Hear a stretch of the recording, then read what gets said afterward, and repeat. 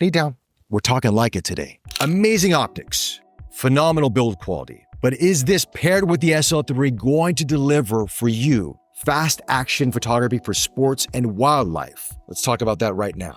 All right, before we kick things off, big thanks to Leica Singapore for loaning me the lens and the 2x teleconverter for review. With that said, these are my thoughts and my thoughts only. The SL3 is mine. It is updated to the latest firmware, by the way, as well. So I have shot with the 980-280 for a number of years, from the SL, and I tried it on the SL2, SL2S, and it's a phenomenal lens. But that lens, for a lot of people out there, it's very expensive, it's very big, and it's a variable aperture, f2.8 to f4. So everyone's been waiting for a 70-200 from Leica for a long time. Now, 9 months ago, when I reviewed the Sigma 70-200 f2.8, I looked at that lens and I thought, wow, if Leica works with Sigma, there's rumors that they've worked together on making some of these lenses. To make this lens for Leica, holy cow. I don't know if they did, okay?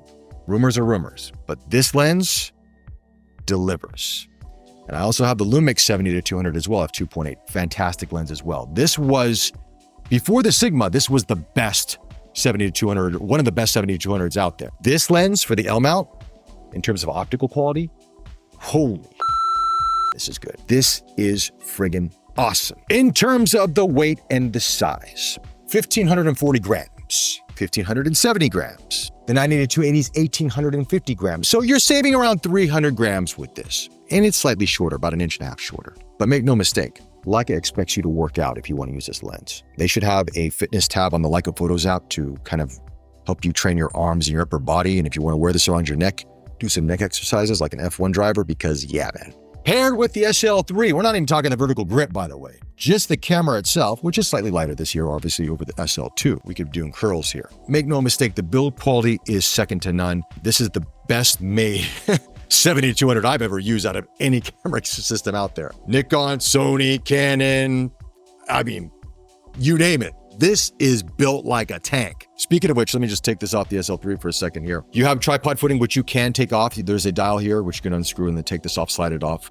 It's very low profile, by the way. So if you're one of those people that like to walk around and carry your camera with the lens by this, you can't really do it unless you've got really, really thin, small fingers. It'd have been nice if there was a little bit more depth to this, but you can't right now. It does turn around though, and you can, has stops all the way. There's no markings, but there's stops all the way around 360, so that's nice. If you want to use the manual focus ring, you might find your finger kind of getting pinched in between the tripod footing and the body of the lens because it's very, very narrow. So yeah, you don't necessarily need this, to be honest with you. You can probably take it off and leave it off, but maybe Leica will make an extra version of this, which is slightly deeper for your fingers with some padding, who knows? But it is what it is. But it's a very sleek looking, really nice looking design. It's very nice. I have to say, everything feels solid on this. 82 millimeter filter diameter on the front of this. So for your circular polarizers, ND filters, all that stuff. And then of course, you've got a metal hood as well. Now this metal hood is, extremely well made. Everything from Leica is well made. The one thing I'll say about this hood is this. I don't know if you can get a rubber ring around this or some sort of padding.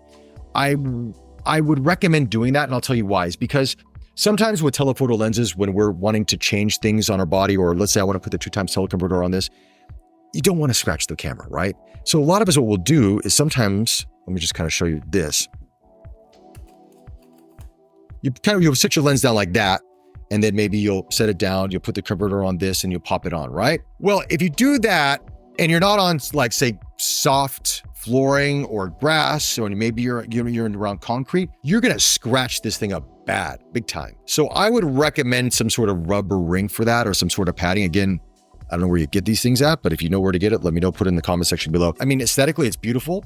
It's not that big of a hood, so that's nice as well. So they kind of kept everything compact. The zoom throw on this is very short, and it's at the end of the lens, very similar to the Sigma 70-200. It's internal, by the way, it's not external, which is nice. So it keeps everything nice and compact, which I appreciate. Now, in terms of the speed of this, there's some tension there. As a matter of fact, if I compare it to the Lumix, that's fast, right? That's quick. This is slightly slower, but I don't mind this because it gives you the more control. So if you really want to zoom in, if you're doing video, for example, or you just want to kind of gradually zoom in for whatever the reason is, to maintain autofocus, which it does a pretty decent job at doing, this is a nice tension. So there's no issues at all with that. Outside of that though, it looks very similar to the 90-280, the 100-400. It has that same design language. Even though this lens is made in Japan, some of those lenses are made in Germany, respectively, the 90-280, for example.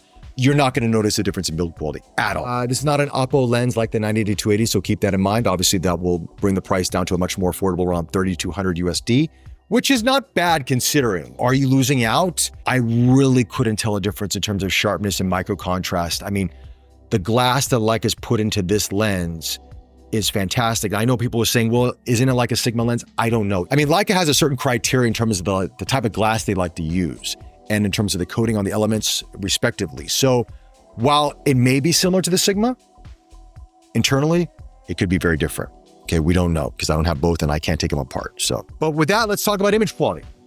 When you get this in focus, holy cow, man. These images are friggin' awesome. The sharpness, the micro contrast, the colors, the warmth, it is, holy man, the image quality out of this is fantastic. It's really, really good. And also in terms of image quality, bokeh, chromatic aberration, it's beautiful. It's creamy, it's on point. There is nothing to complain about. The background blows out. I don't see really any purple or green fringing. Everything is well controlled. So while it's not an Oppo lens on paper, so to speak, it performs like an Oppo lens in a lot of ways. It really does. It's really that good. I've been shooting with the SL3 since it came out this year, right? And I've taken some of my favorite images this year with the SL3. And for those who use an SL3 or SL2, you know what I'm talking about. It's like every time you take an image with these great Oppo lenses, these great SL lenses, you can't wait to see what it looks like on the back of that display or in the EVF because, man, they just come alive. And it does that with the 70-200. It is friggin' awesome. But there is something to be said, as I talked about earlier in this video, when it comes to wildlife photography or fast action sports photography. And as you're seeing from some of the images already here, I went to the horse racetrack to test this lens out. And this is where it may be challenging as of September 8th, 2024. I'm recording this video on this date and I'll be releasing it here tonight, is that there's not been a significant update to the SL3 yet in terms of autofocus performance or in terms of any sort of performance. The only update we've gotten is the one that sort of alleviates or fixes that situation with the battery where you would lose images. Never had that situation happen to me, but others did. That's the only update to the SL3. So I'm waiting for Leica to address some of the performances of the SL3.